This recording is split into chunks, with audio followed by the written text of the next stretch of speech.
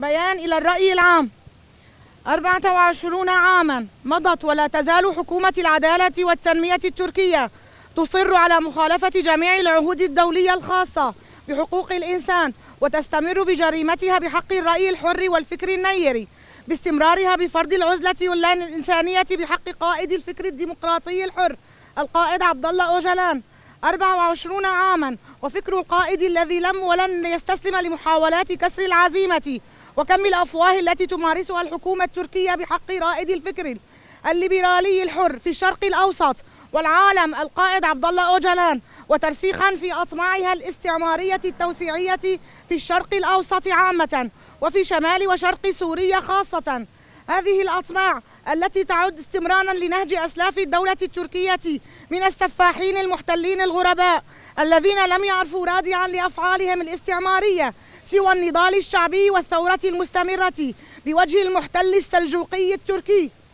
هذا النضال المستمر والتي تقوده المرأة، والذي يأخذ شعلة انتصاره من فكر الأمة الديمقراطية، والذي كرسه القائد عبد الله أوجلان، وهو ما يجعل الحكومة التركية تصم أسماعها وتصم البشرية بوصمة عار لا تنتهي باعتقال القائد عبد الله أوجلان بدون أي تهمة وبحجج واهية لا تنجلي على عاقل. هذا الاعتقال اللا إنساني الذي يضرب بعرض الحائط جميع قوانين الحقوق الإنساني، والتي تؤكد بضرورة عدم حجز حرية إنسان بدون سبب، مع تكريس حقوق المعتقلين كبشر، ومع مراعاة سن المعتقل ووضعه الصحي وتأثير الاعتقال على صحته النفسية والجسدية، ولا سيما أن القائد يعاني في سجنه من أمراض تزيد معاناة العزلة، ومنها الروماتيزم والتهاب الجيوب الأنفية التي تزيد معاناة القائد الصحية بسبب مناخ مكان الاحتجاز في جزيرة إمرالي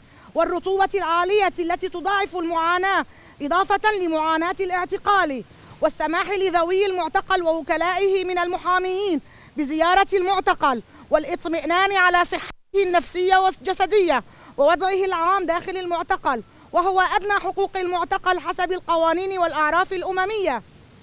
وحيث أن اعتقال القائد عبد الله أوجلان كان بقرار سياسي مخالف لجميع القوانين، وبأن حالته الصحية داخل السجن غير واضحة للرأي العام، ويخشى على صحته من التدهور بسبب ظروف الاعتقال، وبسبب منع الحكومة التركية لذوي محامي القائد عبد الله أوجلان من زيارته والاطمئنان على وضعه الصحي من المعتقل، لا سيما بعد افتعال الحكومة التركية لحرائق في محيط سجن إمرالي الذي يحتجز فيه القائد الفكري الديمقراطي القائد الحر عبد الله أوجلان.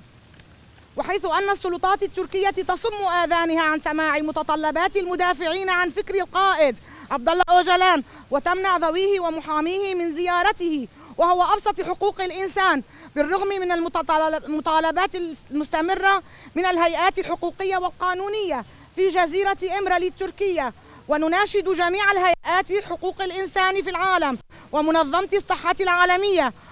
وهيئة مناهضة التعذيب العالمية CBT ولوسائل الإعلام العالمية لمتابعة وضع القائد عبد الله أوجلان في جزيرة إمرالي، ولا سيما وضعه الصحي وظروف اعتقاله بشكل عام. عاشت حرية الشعوب، عاشت إرادة المرأة الحرة، عاش القائد عبد الله أوجلان.